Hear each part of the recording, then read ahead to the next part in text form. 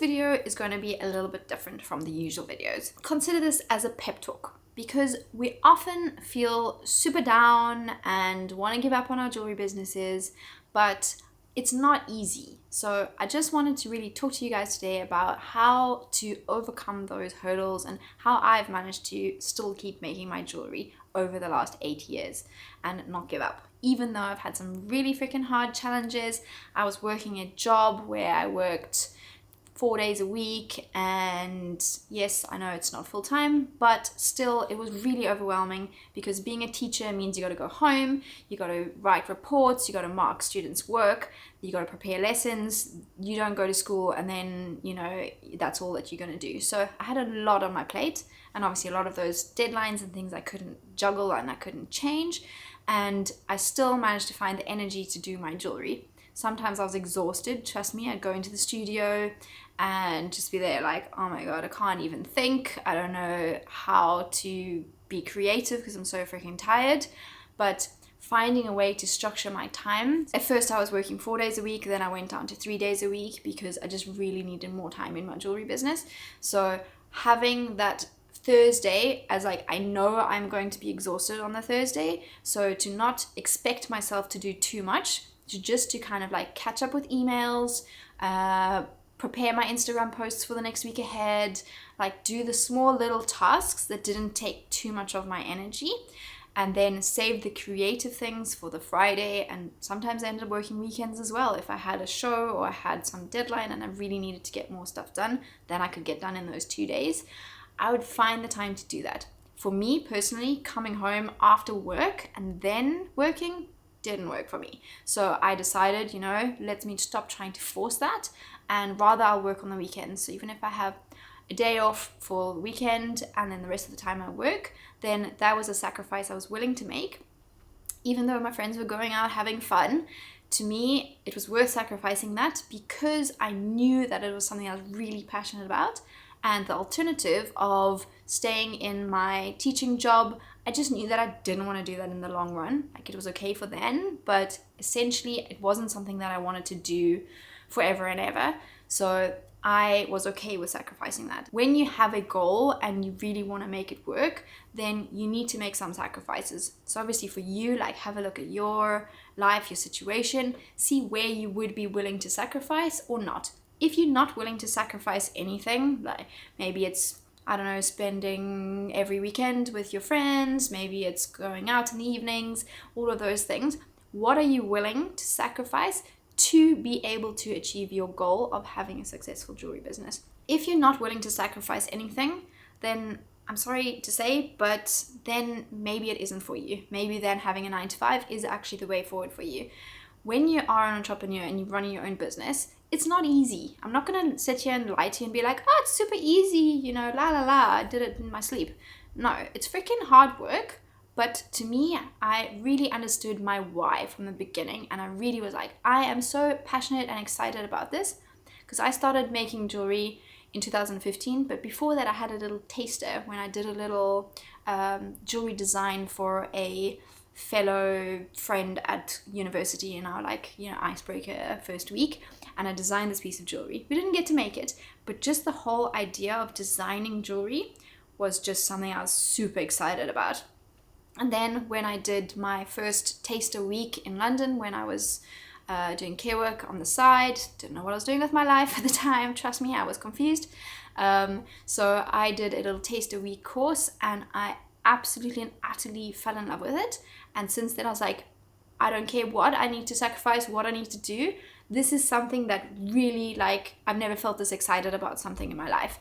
And the thought of sitting behind a desk, doing some really dead boring job, or, you know, working for a boss that was just horrible and, you know, antisocial hours or whatever it was, just was not an option for me. So that's a really strong driving factor and motivation for me to do my jewelry, because the alternative is just, I don't want to even entertain that, because I'm not interested in doing that. Yes, I don't know how the hell to make a website. I had no idea how to do branding. Anything technological was terrifying. I'm not even lying. I grew up in a mountain with a antique computer that used to just time out and switch off and crash like all the time. And it was really scary. Like even in university, I was handwriting my essays until my lecturer told me off and then said I can't do that anymore. So then I used to bribe my classmates to write them for me, because I was literally so like uneducated in terms of computers, because I just never grew up with one. So that was a huge hurdle for me. So trust me, if I can do it, you can do it too. No matter what you think. I have had clients who, like me, very limited skills in technology, all of that stuff, and we've worked through it together, and I've helped them get the courage and confidence to overcome those things. It's like, when you don't know, what do? You go on YouTube, look on there, find a tutorial how to guide you through that little hurdle step by step. That's what I did. And then you learn and you build on those skills, and each time you go, you know what, I did it. I thought I couldn't do it, but actually look at that, I did it. So having that perseverance to be like, oh no, I can't do that, and just attaching yourself to that limiting belief that you had about yourself in the past doesn't help you moving forward. So you can either be fueled to move forward, or you can let your beliefs hinder you from moving forward. So it's really up to you how you tend to look at a situation. Do you look at it from the negative side, or do you look at it from a positive side? Where I grew up, not to be mean, but like everyone had a pretty negative outlook on life. So I was surrounded by, oh no, oh well, there's kind of like mindset where it is what it is and I have no power to change it.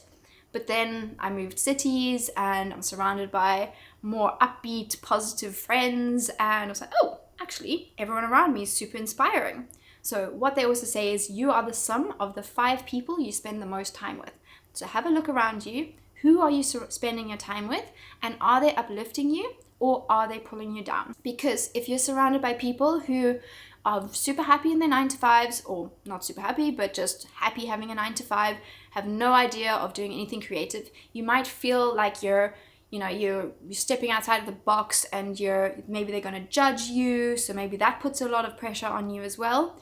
So have a think about your surroundings and maybe spend less time with those people that bring you down, because your cup is only so big. So you have so much to spend. So either you are going to spend it where it matters, or you're going to just waste it. So don't waste your energy where you don't need to waste it. So another area that can be a massive energy drainer is Instagram or other social media apps. So if you don't use them properly, then they're going to drain your energy. But if you use them correctly, then they can be a really great source to help you find your ideal client.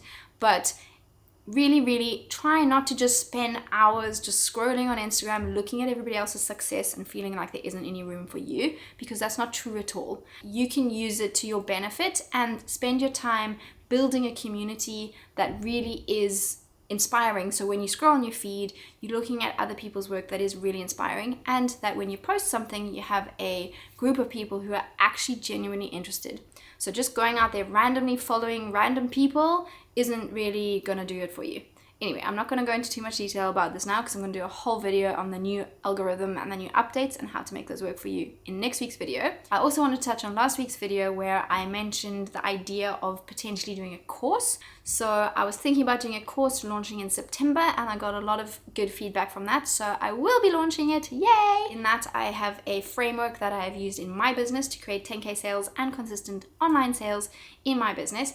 And I will be doing that. So if you're interested, there's another link in the description below, because anyone who joins the waitlist will have a really juicy discount. So drop your name on the list if you are interested in joining that. And there's no commitment yet, but just to hear more about it. So when it is released, then you'll have a special discount. Anyway, in this video, I just really wanted to have a heart-to-heart real chat with you and let you know that you're not alone. It's okay, it's normal.